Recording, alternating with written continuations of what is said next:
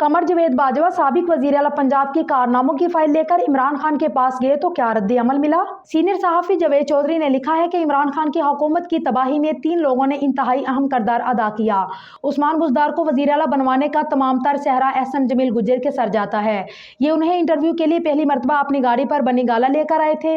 बुज़दार को पार्टी में जहांगीर तरीन ने शामिल करवाया था, लेकिन मीटिंग के बाद जहांगीर तरीन ने उस्मान बुज़दार को नहीं पहचाना और उस्मान बुज़दार शक्ल से जहांगीर तरीन को नहीं जानते थे। रोजनामा एक्सप्रेस में छपने वाले अपने कॉलम में जावेद चौधरी लिखते हैं कि इमरान खान के साथ चंद मिनट मुलाकात हुई और ये मुल्क के सबसे बड़े सूबे के वजीर आला सिलेक्ट हो गए। उस्मान बुज़दार को बनीगाला से वापस ले जाने की जिम्मेदारी भी एहसन जमील गुज्जर की थी।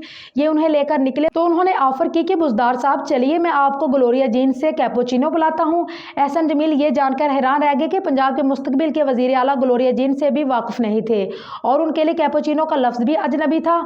मैं किसी शख्स की सादगी को बुरा नहीं समझता, सादगी दुनिया की सबसे बड़ी ताकत होती है, लेकिन 12 करोड़ लोगों के वजीर आला को कम अज कम कैपुचिनो का इल्म तो होना चाहिए था। ये सादगी नहीं थी, जहालत थी। बहरहाल खतून अव्वल की रूहानियत के सदके उस्मान बुज़दार वजीर आला बन गए। फौज और पूरी पार्टी इस तकर्री के खिलाफ थी। जनरल रिटायर्ड बाजवा 3.5 साल वजीर आजम को मुसलसल समझाते रहे, सर आप पंजाब पर तवज्जो दें, सूबा तबाह हो गया है। लेकिन इमरान खान उस्मान बुज़दार को वसीम अकरम प्लस समझते थे। जहां तक कि एक दिन कमर जवेद बाजवा उस्मान बुज़दार के कारनामों की पूरी फाइल लेकर वजीर आजम के पास पहुंच गए।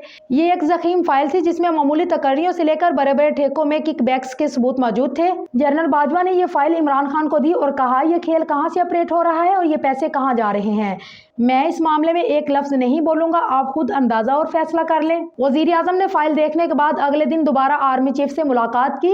ये पंजाब की करप्शन मनी की आखिरी मंजिल के बारे में मजीद मालूमात हासिल करना चाहते थे, मगर कमर जवेद बाजवा का जवाब था कि इवन नो वन वर्ड मोर। एस्टेब्लिशमेंट का ख्याल था कि ये सबूत काफ़ी है और वजीर आजम अब ये सिलसिला बंद करा देंगे, मगर दूसरी जानिब खामोशी गहरी हो गई। जनरल बाजवा ने एक दिन वजीर आजम को बताया, सर हमारे कोर कमांडर के मतहत 3 GOCs होते हैं, ये ऑफिसर रैंकिंग में मेजर जनरल होते हैं। मेरा कोई कोर कमांडर अगर एक बार किसी GOC से मुतमिन ना हो तो मैं उसे फौरन तब्दील कर दूंगा।